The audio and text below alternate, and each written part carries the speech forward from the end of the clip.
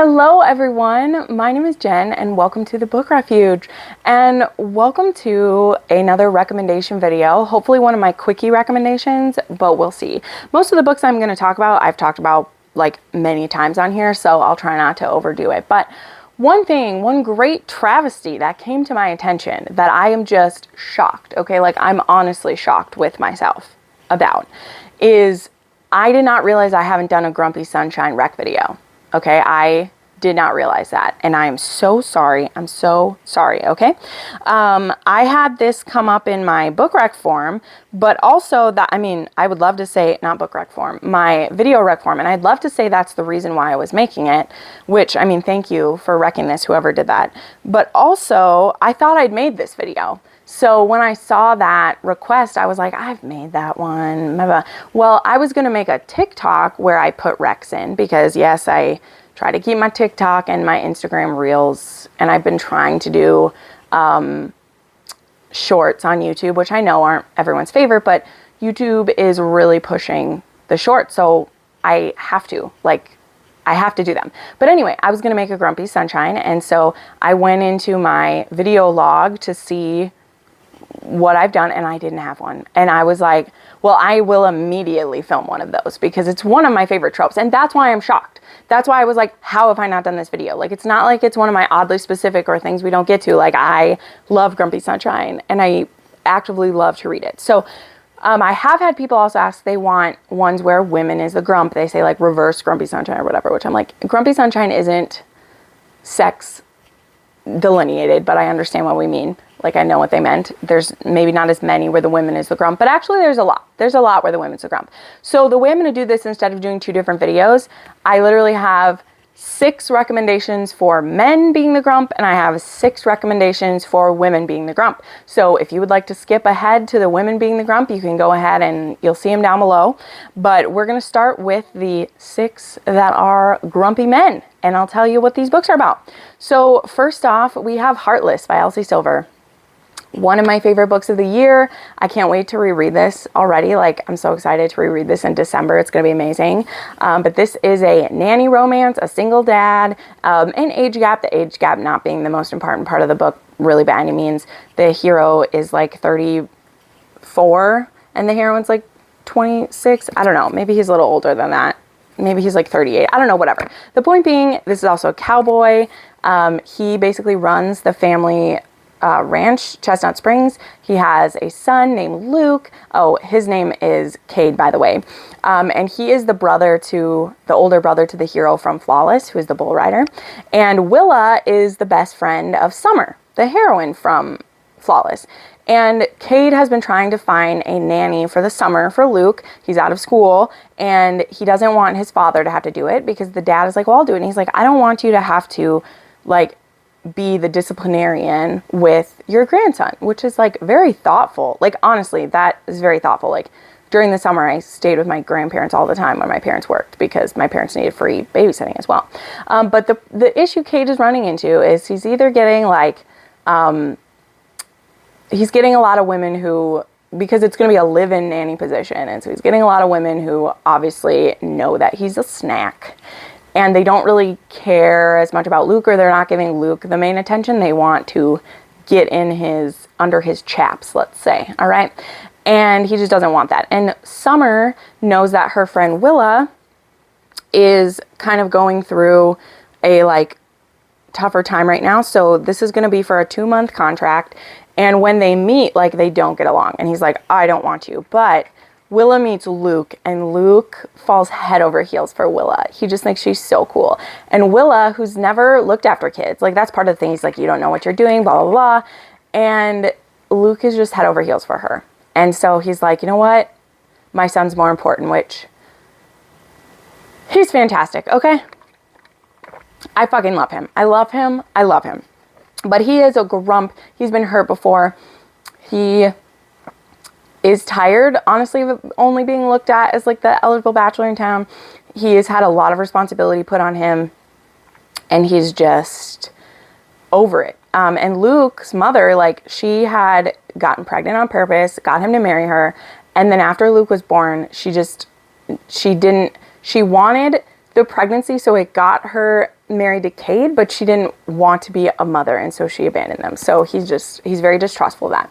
And Willa is a pretty free spirit, but she's also so kind and fierce and literally is sunshine. Like, Willa is sunshine. She can be harsh and strong when she needs to protect someone, and she can be soft and gentle and so much fun. And I fucking love this book. I will recommend it so much. This may be my favorite book this year, so you're not going to stop hearing about it anytime soon. So just give in and read it. Especially if you love Grumpy Sunshine or nannies or single dads, just read it. Oh God, you guys, read it. Okay. Then, switching gears, we have Twisted Love by Anna Huang. Now, when I was making a Grumpy Sunshine list, let me tell you first off, pretty much this whole series fits into Grumpy Sunshine. Like, Twisted Games, we have it, and then we kind of have it in the fourth one too. So just know, you're going to hit good with either. But I don't often recommend Twisted Love. Like, I'm usually recommending another book in this series, so I thought that I would. But this one is a brother's best friend and also, like, forced proximity. Because Alex ends up staying at her home. I think that's what happens. That's right. Because, like, she lives with her brother, or is he her neighbor? He's her neighbor. She, like, lives with her brother, and her brother is, like, gone for a certain amount of time. And so her and Alex, who she's always thought Alex was kind of weird and, like, didn't like her. And Alex is, like, his brain is a little bit sociopathic, right? Like, he's definitely, like, altered a little bit. He definitely has a much, like, darker side that we don't fully know about. And Ava kind of gets it into her head that she wants to kind of push his buttons a little bit and see if she can, like, make him fall for her. I don't know. It's very interesting, this first book. I haven't read this one in a while. Let's revisit it. But I love it. And I love the, like, he literally is the epitome of, like, he'd burn down the world for her. So watching him, like, become obsessed with her and watching that change kind of happen in him is amazing. He also is on kind of a mission of revenge that may or may not cost him Ava. I mean, spoiler alert, it's a happily ever after, so there you go. But great series, great book to start with, and definitely plenty of Grumpy Sunshine to go around in that series. All right, then we have one of my favorite Grumpy Sunshine from last year, and that is Carnal Urges by J.T. Geisinger. Don't care. Another one that pretty much all the books in this series fit into this, which is kind of funny. Yeah. I didn't put Brutal Vows in the women one, but that one has kind of like a reverse. They're both kind of grumpy. But anyway, this one is an age gap, captive, mafia romance. We have Sloane, who gets kidnapped by Declan because of like her boyfriend, kind of the man she'd been seeing is a member of a mafia, and so she gets kidnapped as, like, to use as leverage.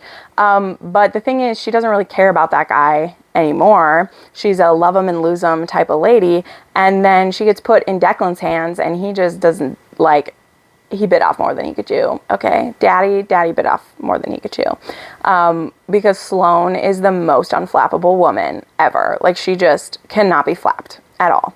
And he just has taken this captive who is going to give him nothing but headaches. But the chemistry these two have together is not to be taken lightly. Like, holy crap.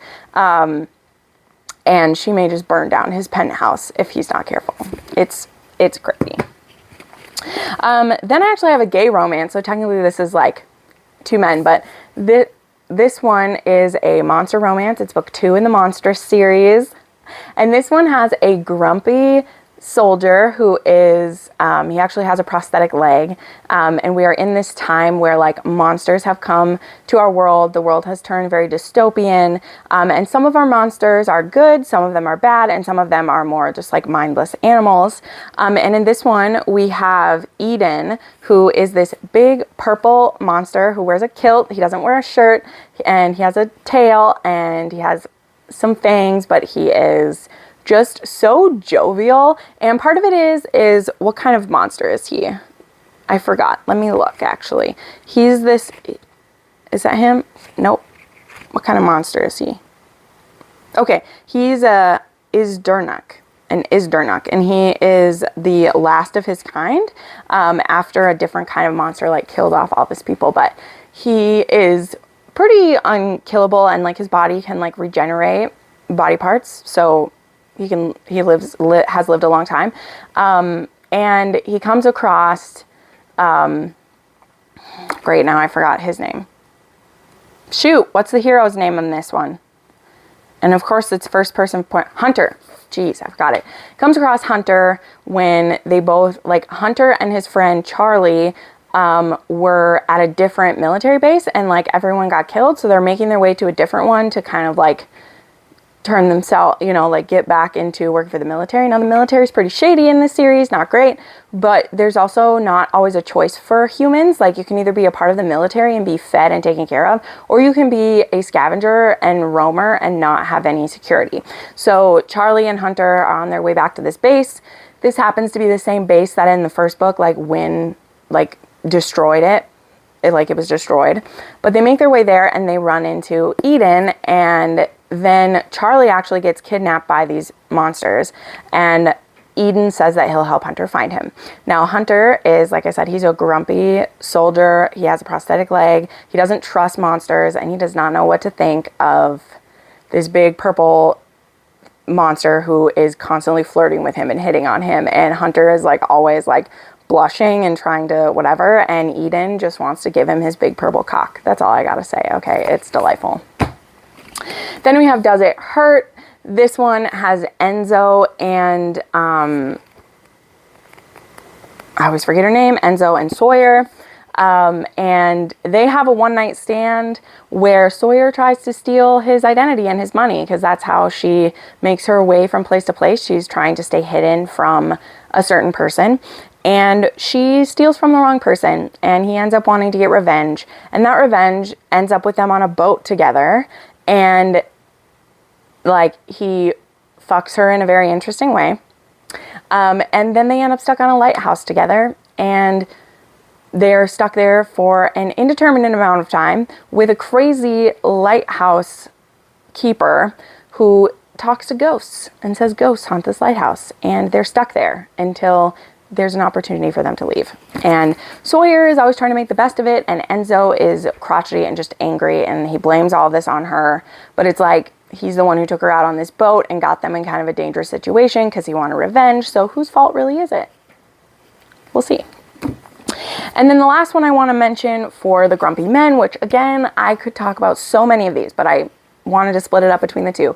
But one of my favorites is Unraveling Him by Claire Kingsley. I will bring this book up all the time. This is book 3 in the series. You can start with this one if you want. This is the book that I started with, and I was just fine.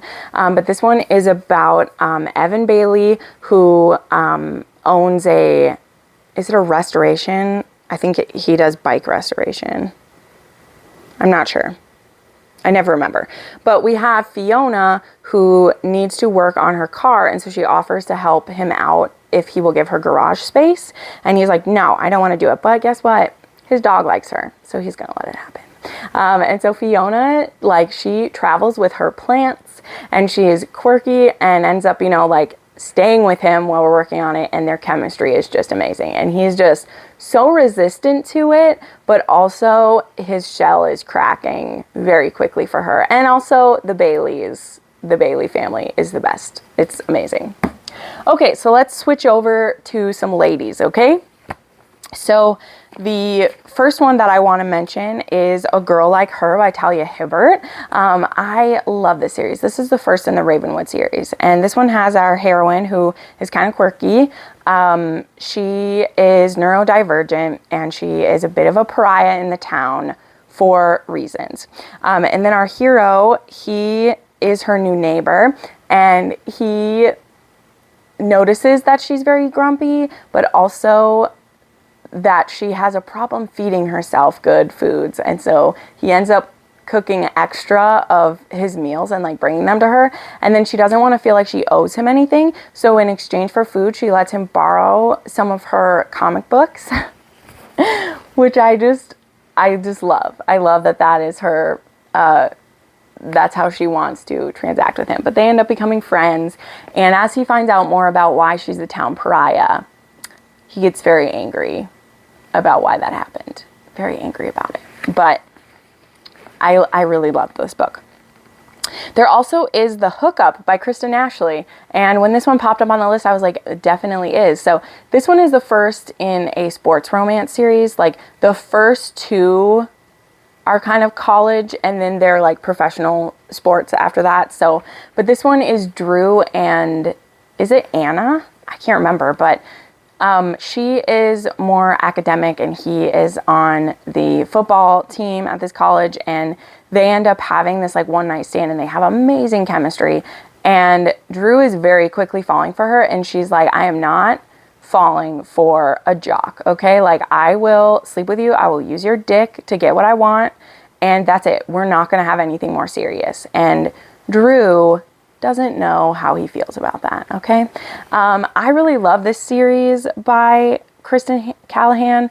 I read this series like before the pandemic, I think. I think I read it at the beginning of 2020. I was really in a sports romance kick back then. And I just love this. But yeah, I definitely think Anna is the one the most resistant to commitment, and she's definitely very much like shuts Drew down a lot, which is frustrating to a certain point, but also, once she falls for him, the way that she cares for him, this one does involve like an injury. And so there's like caretaking on the heroine's part of the hero. And I really liked that. I liked that she was the one doing the caretaking because she's kind of the one who needed to soften, right? She had a single mom who very much told her to be distrustful of men. And she's definitely judged him wrongly. And I like seeing her kind of make up for that with caring for him. You know, it's good. Alrighty, so then we have, of course, our two mafia lawyers that we got to talk about, all right? So first we have When Heroes Fall. This is the first book in the duet by Gianna Darling. This is Elena and Dante, and I absolutely love this duet so much. But Elena, she gets asked by her sister to help defend Dante, what's his name? Dante Salvatore, who is her sister's brother-in-law. And Elena doesn't want anything to do with the mafia. It has ruined parts of her family. It has put her in difficult situations at different times in her life. But Dante needs this help. And she would do anything for her sister. So she agrees to assist with his case and do her very best. And Dante wants to get under this woman's skin. And he is the most like interesting mafia boss that I've ever read. Like, I really am so intrigued by him. He fascinates me, and the way that he is so all in for his people. Like, he is so like loving, and he really makes it a family, but then also fierce and ready to protect. Like, he laughs. Like, Gianna Darling uses like he laughs or he smirked or he spoke with mirth, like more than any other like descriptor for Dante. And so you just get this picture of this man so full of life and joy. And Elena, she's a very grumpy. She's almost ridiculously pig-headed to a point where you just want to slap her around. But she has lived through so much. She has been betrayed, she's been hurt, and she has built this very prickly porcupine shell around her. But Dante's coming in with his, like, he's ready to dissect, ready to get into the heart of her and see her squishy center and then just love it. Love it so much. So definitely love her. This one does have content warning for talk of previous SA, as well as fertility issues, as well as, it's mafia, so those things. Then we have Broken Vow, all right? Riona and Raylan, here we are. This is why I can't believe I haven't talked about this trope yet, because I love it. We have a grumpy lawyer who has an attempted assassination on her in the beginning, and her brother-in-law's or her sister-in-law's brother knows a guy who happens to be in the area who becomes her bodyguard. And he is a cowboy. He is ex-military, and he is willing to take this job, even though Riona is very resistant to having someone watch her. Her family is like, this is non-negotiable. Someone just tried to drown you in your swimming pool and almost got away with it. you need protection. And so she's very resistant to this. She doesn't want this guy following her around. She doesn't like how perky he is and how he doesn't take life too seriously. And it just annoys her that he can be so freaking happy, right? And then when another attempt is made that almost kills them both, he levels it up and he steals her away in the night and takes her to his family ranch in Tennessee to keep her safe. And then we have Riona on a ranch, and there's horses and barns and whips, and it's great. It's fantastic. And also I love this because she has to make the grand gesture. I mean, that happens in both of these, by the way. Elena also makes a grand gesture at the end of this book, so I'll say that. I really do. Of course I love when a man makes a grand gesture, but I like when a woman does it when it's supposed to. Like Riona, because of who she is and how she's been like, my career's number one, all of these things. I don't want to be a wife or be in a committed thing like that. Like, my family is what's most important. Like, the family, capital F, not like family, my own family. She needs to be the one to change for Raylan, and like, it's beautiful. Anyway, all right. Then I gotta throw up one of my other favorites, which is A Court of Silver Flames by Sarah J. Maas, which I can't wait until we reread. Yes, this is my beautiful dusty bookshop cover that has this beautiful clinch cover. And then it has like the mountain right there. So Nesta, she's grumpy, she's broken, she hates herself, she doesn't want to be there. She's been turned into a fae against her will, and everyone else seems to be happy and doing great after the events of the other books, but she's not. And her and Cassian, like, they know they're mates. She's very much resistant to it, which has kind of left him in this place of like, I'm always going to want this woman who refuses me and who fucks other men and who doesn't care about how I feel. I'm doomed to have this. And like, I just feel for him so much. I feel for him so much. But Nesta has a beautiful journey to go on, and he has one too, but like, she has a really big journey to go on. And I love how he supports her and how he is there for her, but also doesn't just like give her a pass all the time. And so I love watching her journey, but she definitely is the grump of Lady Grumps, like, no lie. And then, yay, we have one I'm so excited to share, because literally one of the descriptors is a feral sunshine.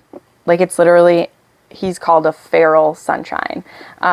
So this is Hydrus. This is book 2 in the Immortal Coven series. You should read this series in order because there's a lot of overarching stuff to it. But we have Naya, who is the leader of her coven, and she ends up in kind of a tricky situation where like her coven is being like really scrutinized and attacked because she is a hybrid coven.